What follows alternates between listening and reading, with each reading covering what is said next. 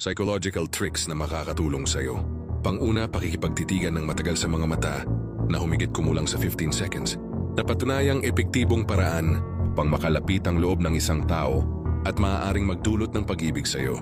Pangalawa, ang pagsasabi ng alam kong hindi ka sasangayon bago magtanong ng isang bagay ay nagpapataas ng tsansa na ang tao ay papayag.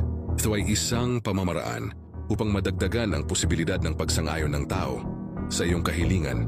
Pangatlo, kapag may taong sumisigaw sa iyo, tumayo ka lang. Tingnan sila sa mga mata at manatiling tahimik.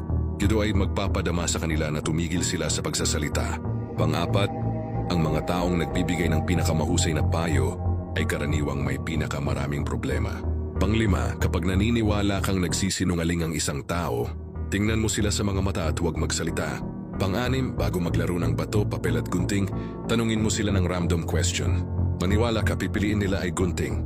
At pang-pito, kung gusto mong ipalabas sa kausap mo ang katotohanan at tuluyang malaman ang totoo, patawanin mo muna bago mo tanungin. Alamin ang sikreto sa mga pag-iisip ng tao upang sa huli ikaw ang makalamang at hindi magmukhang mangmang.